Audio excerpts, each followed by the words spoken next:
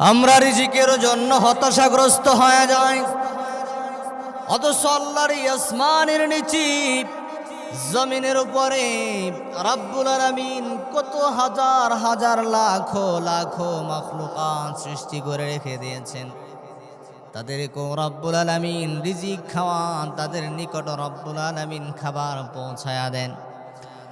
হযরত ওমর রাদিয়াল্লাহু তাআলা আনহু থেকে হাদিস বর্ণিত, তিনি বলেন, সামিআতু রাসূলুল্লাহি সাল্লাল্লাহু আলাইহি ওয়াসাল্লাম ইয়াকুলু লাউ আন্নাকুম তাতাওয়াক্কালুনা আলাল্লাহি হাক্কা তাওয়াক্কুলিহি লারাযাকাকুম কামা তুরযাকাত তায়রু।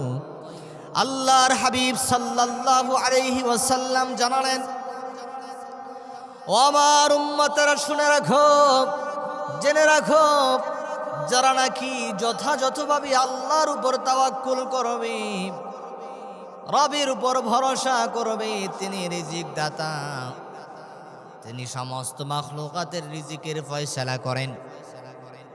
তিনি সমুদ্রের তলদেশে যে সমস্ত প্রাণীকুল রয়েছে, সমস্ত প্রাণীকুলের নিকট রিজিক পৌঁছায়া দেন।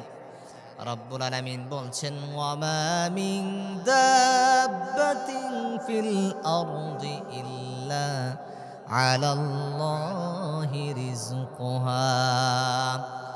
আল্লাহ রাব্বুল আলামিন কুরআনুল হাকিমের 12তম পারার প্রথম পৃষ্ঠার প্রথম আয়াতে কারিমা নাযিল করে জানালেন, পৃথিবীতে বিচরণশীল যত প্রাণী আছে, সমস্ত প্রাণীকুলের রিজিকের জিম্মাদার হলেন আমার আল্লাহ। রাসূল সাল্লাল্লাহু আলাইহি ওয়াসাল্লাম জানালেন, ও আমার উম্মতেরা, লাউ আন্নাকুম তাতাওয়াক্কালুনা আলাল্লাহি হাক্কা তাওয়াক্কুলিহি লারাযাকাকুম কামা তুরযাকুত তায়র। রাসূলুল্লাহ আমার জানালেন, যদি কোনো বান্দা যথাযথভাবে পরিপূর্ণভাবে আল্লাহ রাব্বুল আলামিনের উপর ভরসা করে তাওয়াক্কুল করে চলে, আল্লাহ তাআলা তার জন্য রিজিকের ফয়সালা করে দিবেন। যেমনই ভাবে সকালবেলা পাখিগুলো খালি পেটে ঘর থেকে তাদের বাসা থেকে বের হয়ে যায়, সন্ধ্যা যখন ঘনিয়ে আসে প্রত্যেকটা পাখি তাদের ভরা পেটে আবার ঘরের ভিতরে চলে আসে। রাসূল সাল্লাল্লাহু আলাইহি ওয়াসাল্লাম জানালেন, তারা ক্ষুধার্ত হয়ে বাসা থেকে বের হয় এবং সন্ধ্যা যখন হয়ে যায় ভরা পেটে তারা বাসায় ফিরে আসে। তাদেরকে রাব্বুল আলামিন রিজিকের ফয়সালা করে দেন।